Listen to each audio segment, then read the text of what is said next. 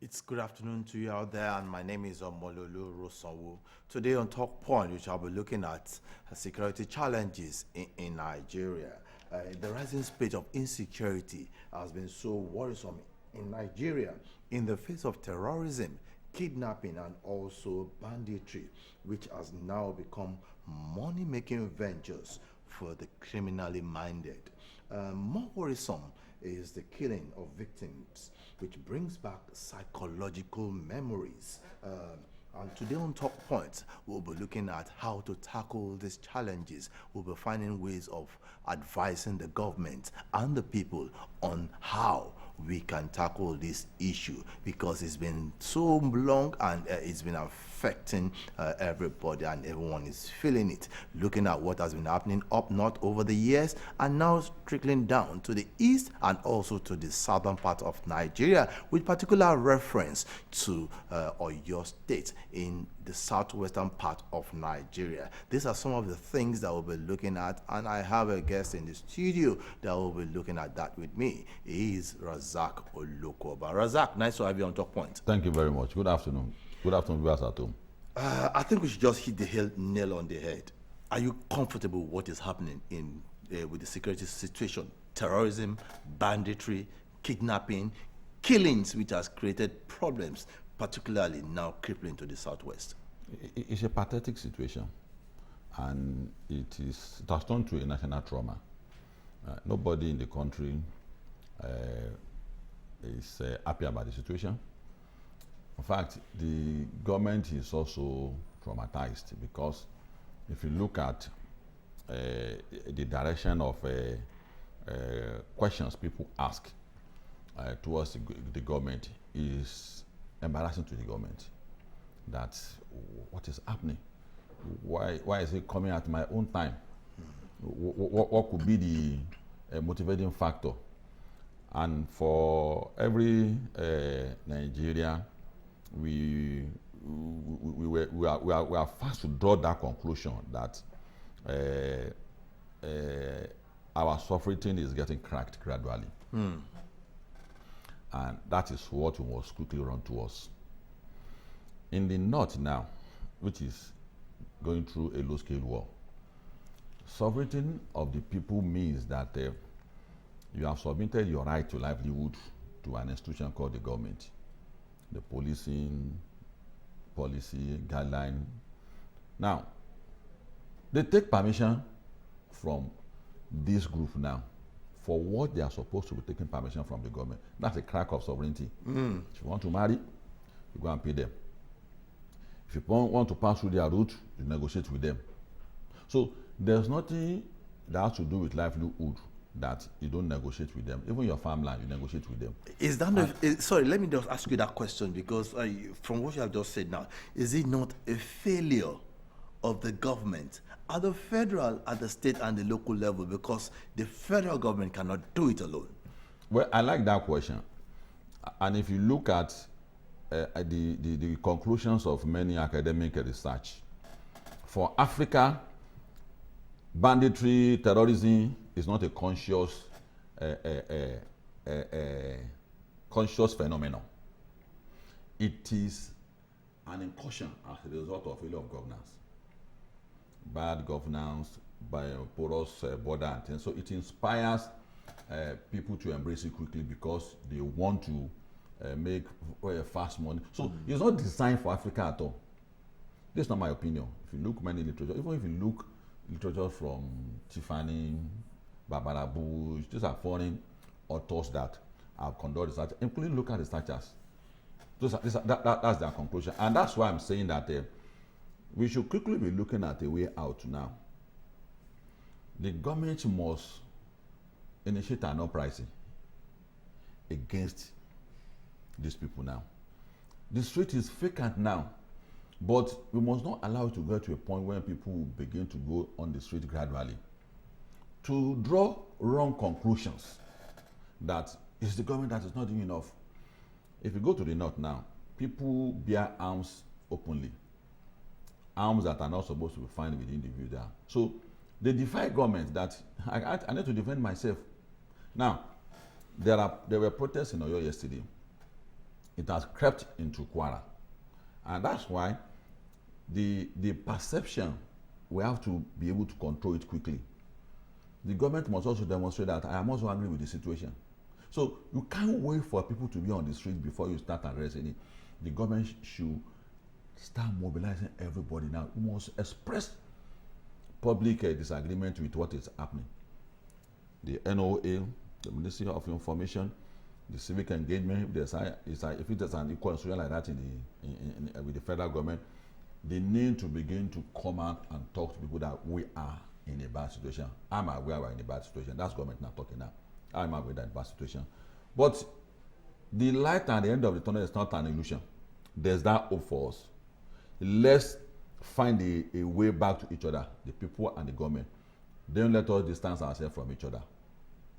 Their aspiration, the banditry, the terrorists, is to create that crack.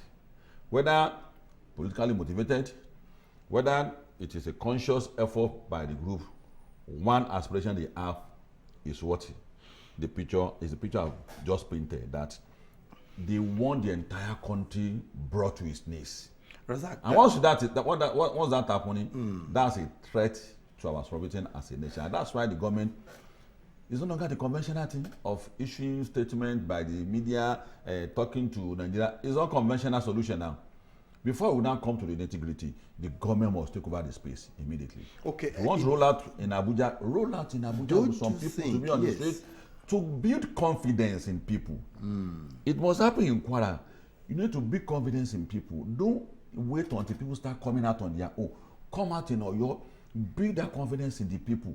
Even in the north, there must be that national and uniform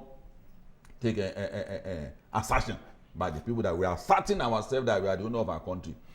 Then flowing from that now, that's a psychological relief that now our country, the government has spoken to us, they are up and coming, they are talking to us every day, because it's not the time the government should cover. That's what they want. They want us to be harassing our government. You are not doing it. No, that's what they want. So that should not happen. The government needs to come out. Having said that, I want to make you reason in this direction. The government at some point said that they have been sponsored. And at some point, I remember successive governments saying that they will name those behind it. How come over the years we have not been able to point out some set of people or some individuals as responsible and making them scapegoats so that these things will stop? You can't buy those kind of sophisticated guns and you think the money is sought through begging people to. No, it's a conscious mobilization of resources.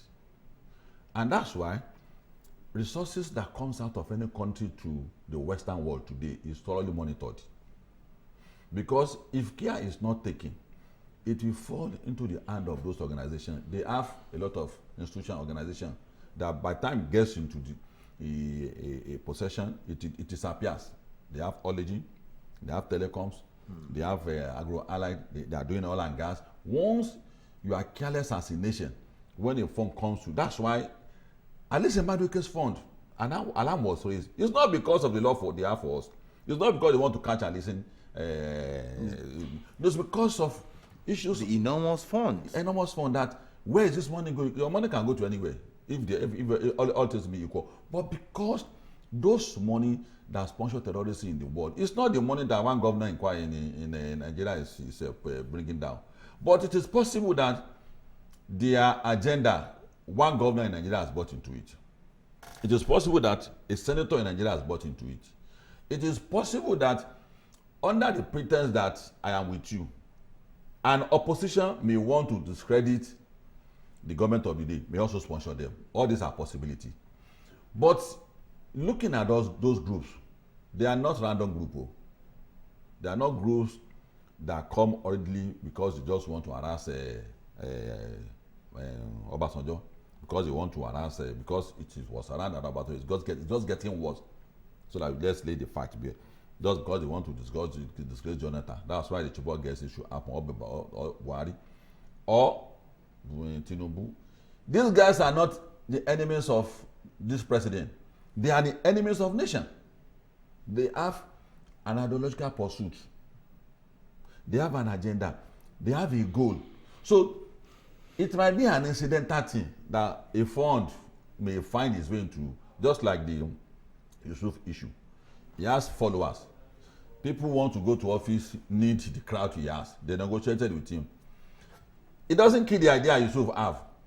Yusuf is not a politician. He has an agenda. So that does not mean that we should limit it to the political class. It's a bigger picture. ISWAP and Boko Haram are the third and the fourth most deadliest group in the world. That's nothing to do with only Nigeria. And that's why our approach needs to be in the immediate. What's the immediate approach? There was the approach for it at micro and macro level. Now, okay, let me ask you this. The Western world, the US government, the British government, the Europeans have said they have every support, and even the Chinese say they have support for the president of Nigeria to remove the terrorists from the system. How come this is not happening? Because we still have so much terrorism acts, so much killings in the system. Is technology not working, or are they not using the non-kinetic approaches very well? We'll talk about solution, which is the direction we are going now. But let me quickly say this. International politics and international diplomacy has no permanent friends. And because the world is a global nation, I need something from you to survive. Either I need to decimate your country, or I need to come to you as an equal, or I need to offer something for you to give me what you have. Three alternatives now. One, either I have to decimate you, either I have to come to you as an equal, or I must offer something. So that thing should cross our mind as a people. Anytime we remember China, remember US, remember Russia, that thing should cross our mind. We have what they need. So it's either they will be happy seeing us crawling on the floor to take what they want to take, or we talk to as equals, or they offer something. But in most cases, we are not in a position to negotiate or to talk as equals. So that's why they take those things when we are crawling, when we have issues. So it's not a moral issue. So we should know as a people that it's not a moral issue. If Ghana is in crisis, and I'm benefiting from the crisis it has, God won't judge that. The problem between Nigeria and Ghana, God will judge the relation between I have with you. So it is we that need to stand up to our problem. So for us to continue to have this problem, these are beneficiaries. So if you don't get serious with your country, they will smile to the market and be collecting your resources. Go and read Chris Brown. Chris Brown has spoken about the shape of things to come from now to the next 100 years. Africa did not feature at all. Telecom, defense, war, economy, all those things has been subdivided between China, America, Russia, and other countries. We didn't feature at all. So for us, they will keep ensuring that we should not rise if you are not serious. They need what you have. It's a global nation. We give you something. It is compulsory you must contribute something to the world too. Either you want to contribute or they take it away from you by force. That's the definition of the world we live in now, capitalism. Okay, yeah. So if you are not serious, they will keep looking for a way to find those gods into the hand of your people, take your uranium, take all those. So the ball is in our court. And in our court is in the sense that we must look at the way out. We must stop pretending. The police can't do more than what they are doing. That's the start truth to tell Nigerians. But there have been calls for state police, and that's what I'm saying. It takes like 3-5 years to get it done. That is what I'm saying.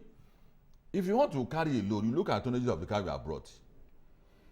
The police in Nigeria they are overwhelmed. The government don't want us to say this, but we are bailing you out by saying this. let the governor of each state admit their failure. Look at Lagos, 25 million people on the small parcel, like the smallest. But because difficult laws make us shape things, we live peacefully. Why are other states not looking at Lagos model?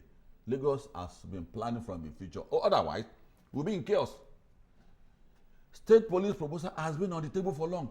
Let me interpret the 4 years they spoke about. They didn't say we should wait for 5 years to have state police. The governors are deceiving us about that.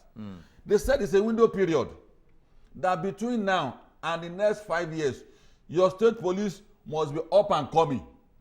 And that's how it will be done. You can't say state police tomorrow, all the state. No, each state has its own peculiarity. Yeah. So they approach it gradually. Let's test strong with 500 personnel, 1,000. Some states can say, I can test strong with 2,000. That's what they are saying. But they say, excuse me, between now and the next 5 years, you must stabilize. That's what they are saying. And the governors are happy that Nigerians are misunderstanding it.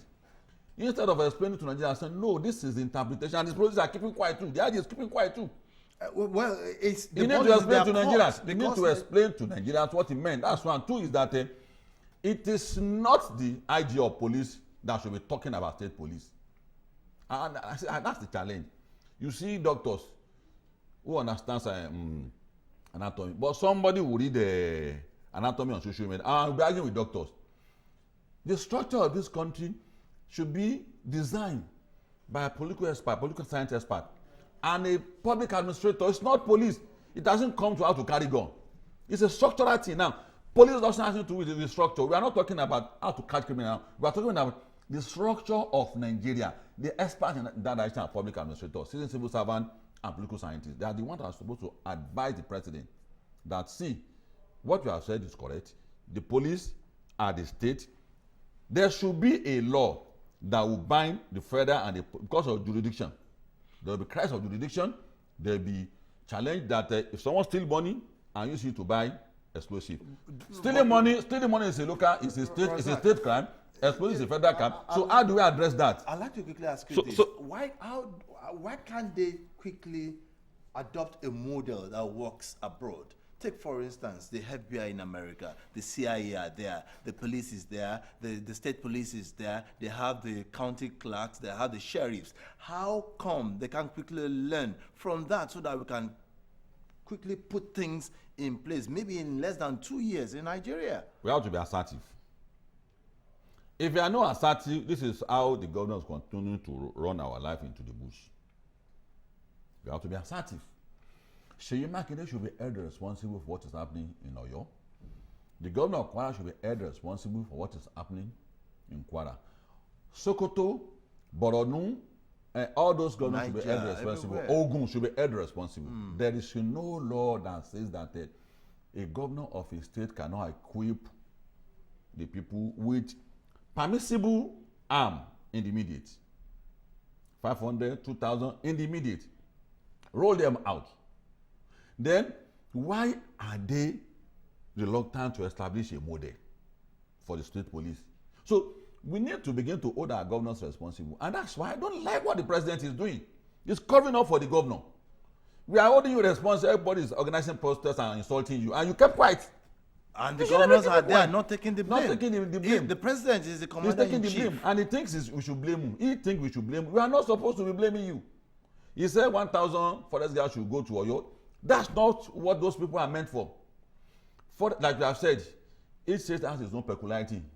In the US, they have the sheriff, you have the NYPD, you have the Chicago police.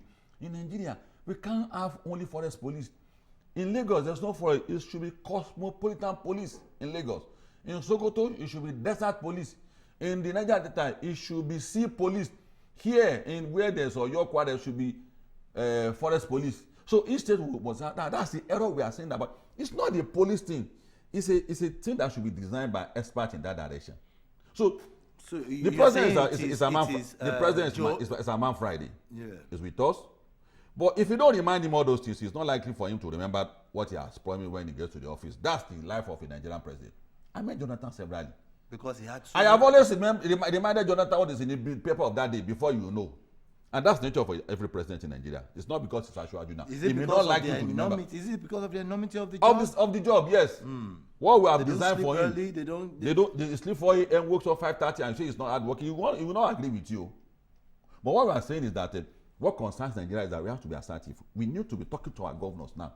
Let me quickly come down to the local level now. Yeah. In the 70s, 80s, even 60s, 70s, 80s, up till 90s, we still had the Agbekoyas. Where are they? In the Yoruba land, where are the Agbekoyas? Where are the ones that keep fighting so that the territories they hold do not get spoiled? They don't need to be ethnic biased or bigots, but creating that which is expected for them to bring peace to their localities. God bless you for that question. It's one of the errors we make in Nigeria is that we don't recognize our peculiarity.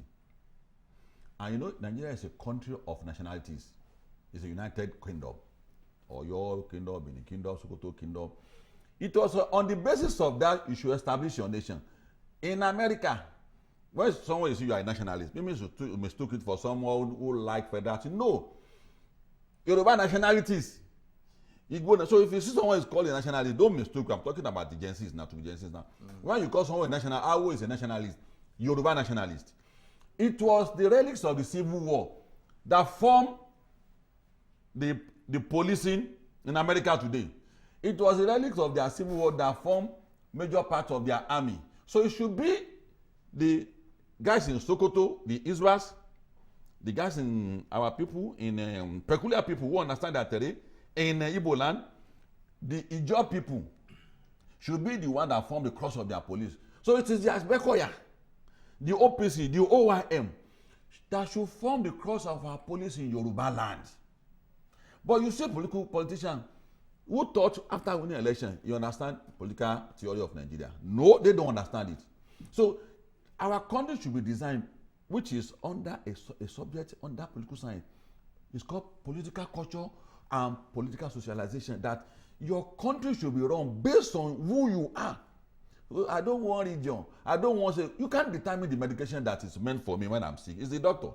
You won't determine the political structure you must run. No, it's not you. It's not one governor. It's not one. It's not a politician that wins election. It is who we are. That means that should be the Agbekoyas, be the agreement of the people that should form the cross of our security. But you say, no, why are you talking about ethnic people? We are a country of numerous identity. Admit that, and that is the challenge we have today. You take Chukudi to go and look at what is happening in Sokoto as a security person. He gets it, doesn't understand. You know, identity creates barrier. It creates barrier. When you are not from my side, it creates barrier. The fear that I can't tell who is this guy. Me, Razak, Kolade Olokola, you say I should go and look at what is happening in Enugu. For what? They will not. But the locals should form the bedrock, should form the foundation of everything. So for us now, the way out is simple for us. So we are the one that's not doing it. These governors must accelerate state police. There should be a crash program. The president has given us a first aid box with the 1,000 frauders. It's a first aid box, but we have to go for the surgery. The surgery of this matter is that the governors should hasten. If there's any kidnapping, all the governors responsible. It's not about Tinubu again. What Tinubu needs now is to rally Nigerians. Every institutions under the federal government that is involved in engagement should be out now talking to people. Deploy them, activate them, let them be in Kwara. Roll people out with you that the federal government is saying that no to this, and we are with you. They are not going to take our nation for us, but you can't wait until there's a protest and you now start talking about it. Look at Ashwaju.